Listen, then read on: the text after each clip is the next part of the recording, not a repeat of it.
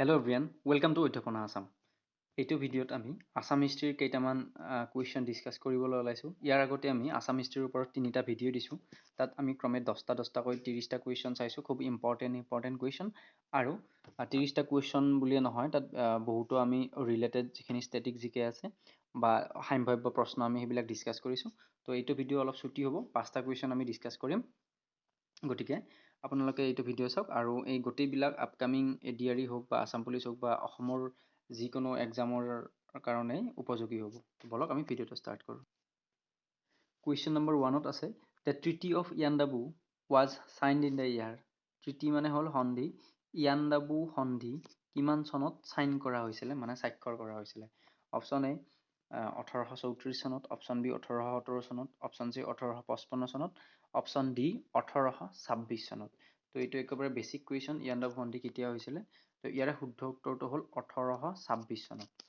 1826 মনত ৰাখিব। আৰু একেবাৰে আপোনালোকে তাৰিখটো ডেটটো মনত ৰাখি দিয়ক। আৰু ডেটটো হ'ল 24 ফেব্ৰুৱাৰী। ইয়াতে মই ছাইডত লিখি দিছোঁ 24 ফেব্ৰুৱাৰী। ফেব্ৰুৱাৰী 24 তাৰিখে ইয়াণ্ডাবু সন্ধি। ইয়াণ্ডাবু নামৰ ঠাইত হৈছিলে। এতিয়া ইয়াণ্ডাবু সন্ধিটো কাৰ কাৰ মাজত হৈছিলে সেইটো ইম্পৰ্টেণ্ট। তো আমি কুৱেশ্যন এটা যদিও ইয়াতে আছে, এইটোৰ লগতে আমি ৰিলেটেড 4টা-5টা কুৱেশ্যন ইয়াতে হৈ যায়।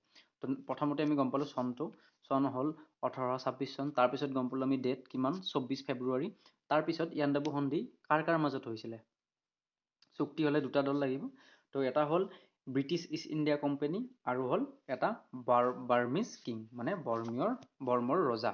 তো British East India company, east India company আৰু বাৰ্মিজ কিং, বৰ্মদেশৰ ৰজাৰ লগত, বাৰ্মিজ কিঙৰ লগত হৈছিল। তো এইটো এটা কুৱেশ্যন হ'ল, 3টা হ'ল।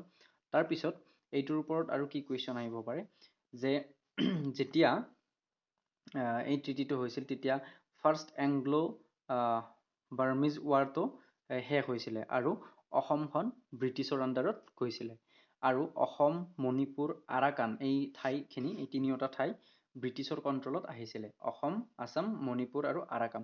আৰু যেতিয়া ইয়াণ্ডাবু সন্ধিটো হৈছিলে ব্ৰিটিছ ইষ্ট ইণ্ডিয়া কোম্পানী আৰু বাৰ্মিজ কিঙৰ মাজত, তেতিয়া ব্ৰিটিছৰ ফালৰ পৰা কোন আছিল? এজন মানুহ লাগিব, ৰিপ্ৰেজেণ্ট কোনে কৰিব ব্ৰিটিছৰ ছাইডৰ পৰা? তো সেইটো এটা মনত ৰাখিব। তেখেতৰ নাম হ'ল ছাৰ আৰ্চিবাল্ড কেম্পবেল। মনত ৰাখিব, কেম্পবেল বুলি মনত ৰাখিব, কেম্পবেল, ছাৰ আৰ্চিবাল্ড কেম্পবেল। তো আমি ইয়াতে 5টামান কুৱেশ্যন গম পালোঁ। নেক্সট কুৱেশ্যনটো বলক, who represented the Mughal side in the treaty of Khilajharighat. আকৌ ইয়াতে আমি মেইনলি সন্ধিৰে কুৱেশ্যন ডিছকাছ কৰিম। তো এইটো হৈছে খিলা ঝাৰি ঘাটৰ যিটো সন্ধি হৈছিল, সেইটো মোগল ছাইডৰ পৰা কোনে কোনে ৰিপ্ৰেজেণ্ট কৰিছিল? তো ইয়াৰ লগে লগে আমি জানিব লাগিব। তো প্ৰথম কথা, খিলা ঝাৰি ঘাট ঠাই টুকুৰা আছিল, যেনেকৈ ইয়াতে ইয়াণ্ডাবু ঠাই টুকুৰা আছে। বা আকৌ এটা আমাৰ next question, treaty of Majuli, মাজুলীতো হৈছিল। আকৌ এটা আছে অসুৰৰ আলি বুলি আছে। তো এই গোটেইকেইটা আপোনালোকে ভালকৈ চাই ল'ব লাগিব। এতিয়া ছেকেণ্ড কুৱেশ্যনটোত যিটো খিলা ঝাৰি ঘাটৰ ট্ৰিটি আছে, চুক্তি বা সন্ধি আছে, মোগলৰ ছাইডৰ পৰা কোনে ৰিপ্ৰেজেণ্ট কৰিছিলে? তো এইটো প্ৰথম কথা কিমান চনত হৈছিলে? খিলা ঝাৰি ঘাটৰ চুক্তি কিমান চনত হৈছিলে, স্বাক্ষৰ কৰা হৈছিলে? 1663 মনত ৰাখিব, 1663। কাৰণ এক্সামত আমি ডাইৰেক্টলি ক'ব নোৱাৰোঁ যে এইটো কুৱেশ্যনে আহিব। গতিকে ইয়াৰ লগত ৰিলেটেড যিখিনি কুৱেশ্যন আছে গোটেইখিনি যদি আমি ডিছকাছ কৰিব পাৰোঁ, 5টা হওক 6টা হওক, যিমান প্ৰবেবল কুৱেশ্যনছ আছে যদি চাই লওঁ, তেতিয়াহ'লে কুৱেশ্যন যেনেকৈ নিদিয়ক কিয় আমি ছল্ভ কৰিব পাৰিমেই। তো খিলা ঝাৰি ঘাটৰ সন্ধি হৈছিলে, চুক্তি হৈছিলে 1663 চনত। এতিয়া কাৰ কাৰ মাজত হৈছিলে? ইয়াতে দিছে অলৰেডি যে মোগলৰ ছাইডৰ পৰা কোন হৈছিল। অবভিয়াছলি মোগল থাকিব। মোগল আৰু কাৰ মাজত হৈছিলে? তো মোগল আৰু কাৰ মাজত হৈছিলে? আহোমৰ মাজত হৈছিলে 1663। আৰু মোগলৰ ফালৰ পৰা ৰিপ্ৰেজেণ্ট কৰিছিলে মীৰ জুমলা। মীৰ জুমলা লাচিত বৰফুকনৰ লগত শৰাইঘাটৰ সেইটো হেৰি, ক্ষমা কৰিব, এইটো মীৰ জুমলা নহয়, এই শৰাইঘাটৰ ৰণ হৈছিলে, ৰামসিংহ আহিছিলে। ঔৰংগজেবে ৰামসিংহ পঠাই দিছিলে। শৰাইঘাটৰ ৰণ হৈছিলে লাচিত বৰফুকনৰ লগত লাগিছে। শৰাইঘাটৰ ৰণৰ কিমান চনত হৈছিলে সেইটো আমি আগৰ ভিডিঅ'ত ডিছকাছ কৰিছিলোঁ। এইটো হ'ল 1671, 71ত শৰাইঘাটৰ ৰণ হৈছিলে। ৰামসিংহই 1,00,000 মান সৈন্য লৈ আহিছিলে আৰু লাচিত বৰফুকনে বহুত পৰাক্ৰমেৰে যুঁজি হৰুৱাইছিলে ৰামসিংহৰ বহুতো সৈন্য। এতিয়া ঘিলাঝাৰি ঘাটত কোন আছিলে? মোগলৰ ছাইডৰ পৰা মিৰ জুমলা আছিলে। আৰু কাৰ মাজত হৈছিলে? আহোম আৰু মোগলৰ মাজত। এতিয়া মোগলৰ ফালৰ পৰা ৰিপ্ৰেজেণ্ট কৰিলে মিৰ জুমলাই। এতিয়া আহোমৰ ৰজা কোন আছিল তেতিয়া? আহোমৰ ৰজা আছিল জয়ধ্বজ সিংহ, মনত ৰাখিব। ঘিলাঝাৰি ঘাটৰ ট্ৰিটিত আহোমৰ ফালৰ পৰা কিং আছিলে জয়ধ্বজ সিংহ। ইয়াৰ পিছৰ কুৱেশ্যনটো আছে, the treaty of Majuli was the outcome of which conflict? মাজুলীৰ সন্ধি তলৰ কোনটো ট্ৰিটিৰ মানে কোনটো কনফ্লিক্টৰ কাৰণে এইটো চুক্তিটো কৰিব লগা হৈছিলে? অপশ্যন কেইটা চাব, আহোম কোচ, আহোম কছাৰী, আহোম জয়ন্তীয়া নে আহোম মোৱামৰীয়া? তো ইয়াৰে শুদ্ধ উত্তৰটো হ'ব আহোম আৰু কোচসকলৰ মাজত কনফ্লিক্ট হোৱাৰ পিছত ট্ৰিটি অফ মাজুলীটো চাইন কৰিছিলে।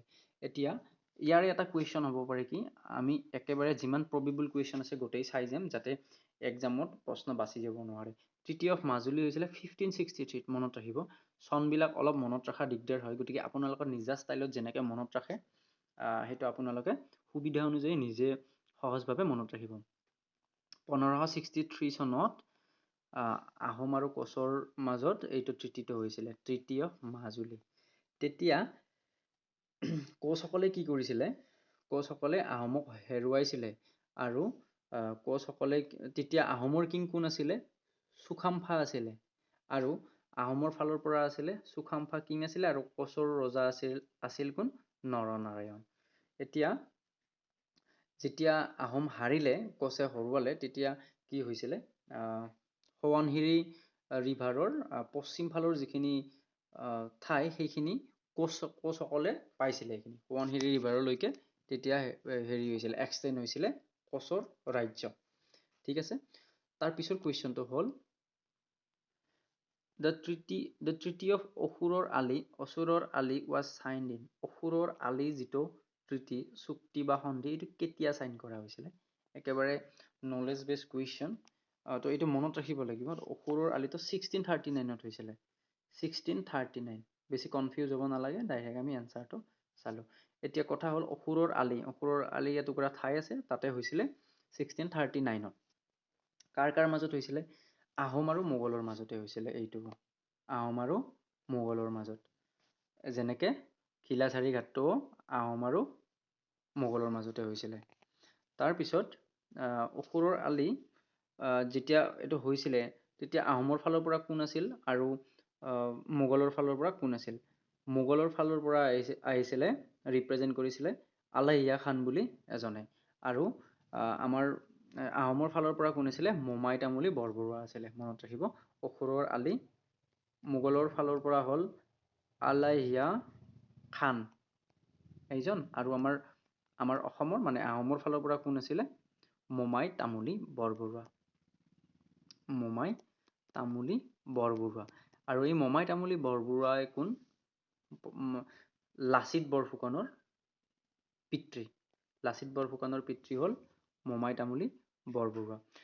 তাৰ পিছৰ কুৱেশ্যনটো, আৰু এই ভিডিঅ'টোৰ last question, the Subansiri was fixed as the boundary between the Ahom Koch kingdom by তলৰ কোনটো চুক্তিমতে সন্ধিমতে সোৱণশিৰিটো ফিক্স হৈছিলে বাউণ্ডাৰী বুলি আহোম আৰু কোচৰ মাজত? তো অলপ আগতে আমি ডিছকাছ কৰিলোৱে, সোৱণশিৰিলৈকে তাৰমানে কোচে দখল কৰিছিলে আহোমক হৰুৱাই পেলাই। তো আহোম আৰু কোচ কিংডমৰ বাউণ্ডাৰী ফিক্স হৈছিলে সোৱণশিৰিলৈকে। কোনটোৰ পৰা হৈছিলে? This is treaty of Majuli. কিমান চনত হৈছিলে? 1563। তো আই হোপ অলপমান আপোনালোকে বুজি পাইছে, এক্সামত সহায় হ'ব। থেংক ইউ ফৰ দ্য ৱাচিং দ্য ভিডিঅ'। আৰু আগৰ ভিডিঅ' এটা আপোনালোকে চাই ল'ব যাতে অলপমান ৰিলেট কৰিব পাৰে কথাখিনি। Thank U.